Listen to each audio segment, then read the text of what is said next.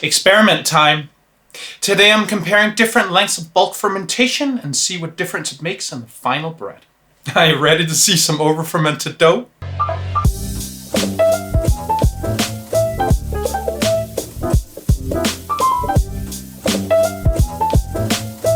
Hi, I'm Sune and I'm a food geek. Today I'm going to see what the optimal growth during bulk fermentation is to get perfectly fermented artisan sourdough bread. Currently, I'm letting my dough rise about 25% during bulk, which seems to get great results. But there may be an even better percentage. So today I'm going to start at 25%, which I know works great, and then create 3 more doughs at 50%, 75%, and 100% growth to see where the perfect fermentation is. Keep in mind that having a great performing starter is essential for bulk fermentation.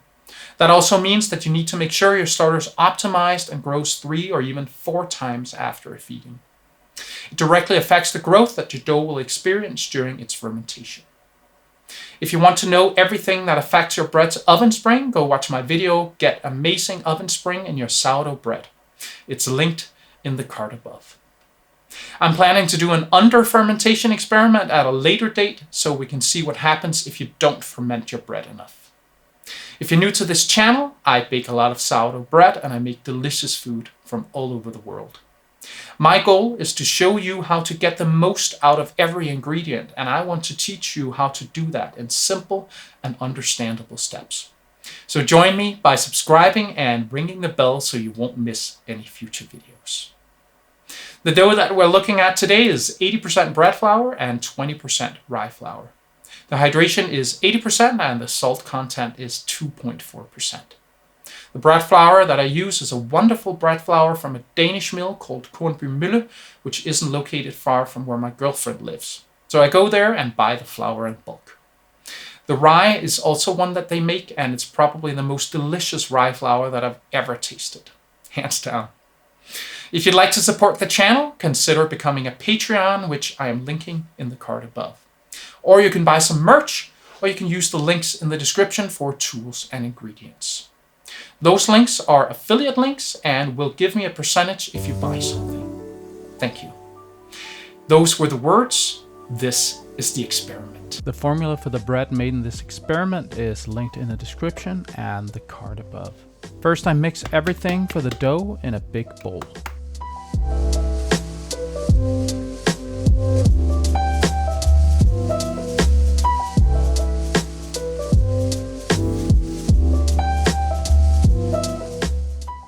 I make sure everything is completely combined, and then I let the dough rest for an hour.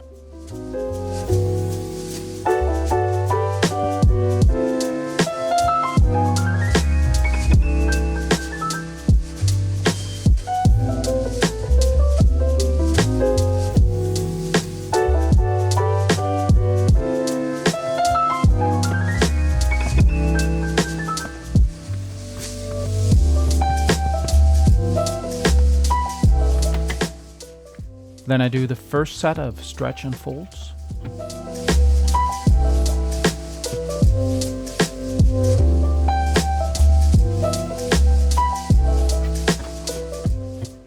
The second set of stretch and folds.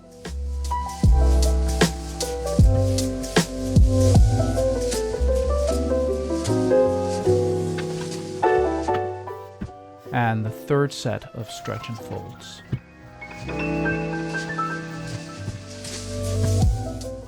Then I check the gluten development by doing a window pane test. Since it looks good, I divide the dough into 4 equally sized pieces.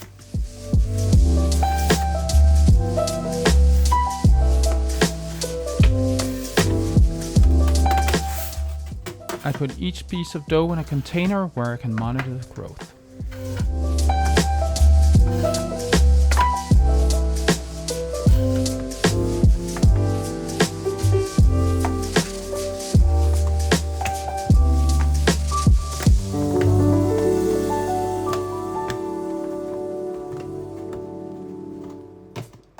Then I'll leave them on the counter to rise.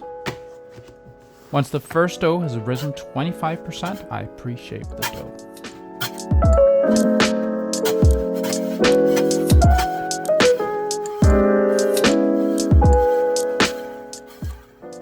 final shape the dough.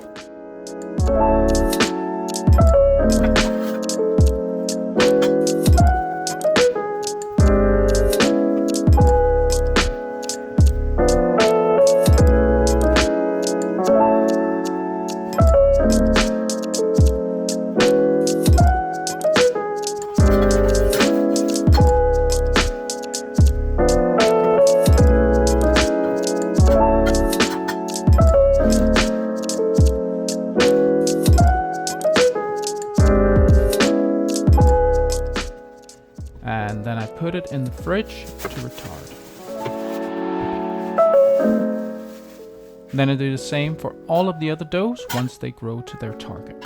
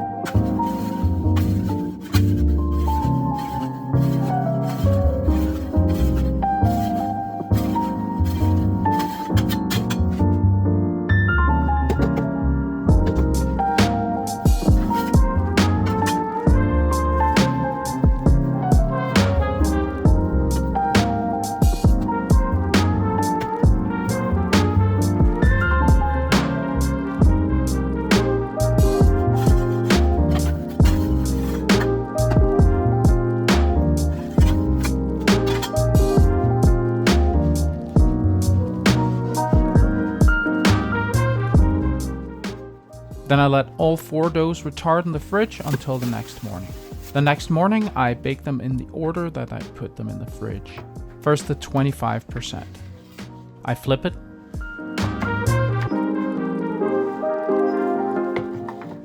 I dust it.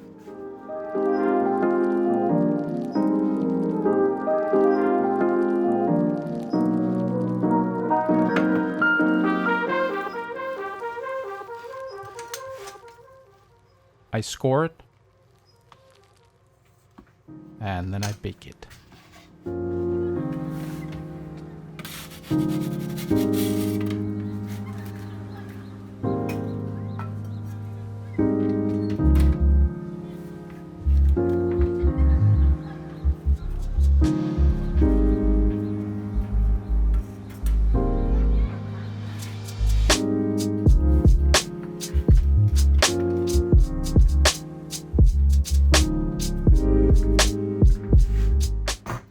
Nice.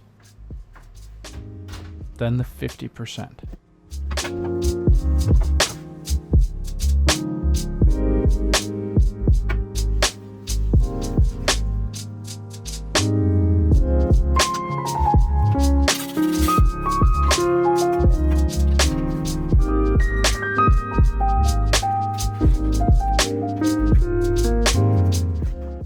Great spring and ear on this one. 50% is still good. Then the 75%.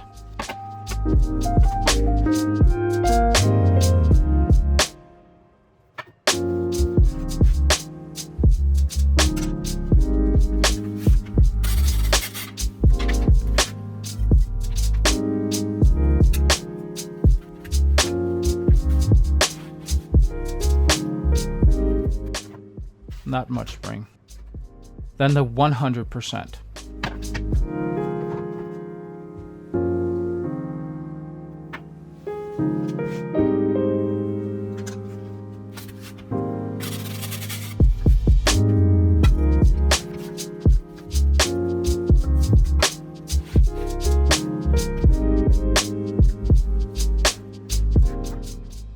That's really flat. Then it's time to cut the bread. First the 25%.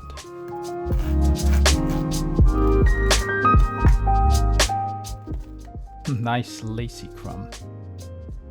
Then the 50%.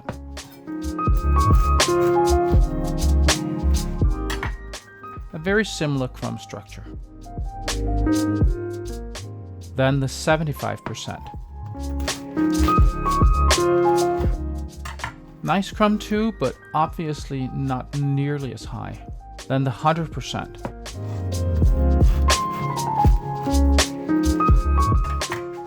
The crumb on this one is nice too, but even flatter than the 75%. Let's do a side by side.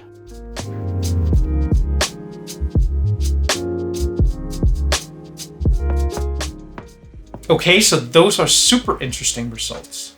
A lot of recipes will tell you to ferment a certain amount of time to get your bread ready, but there are a lot of factors involved that make that super imprecise.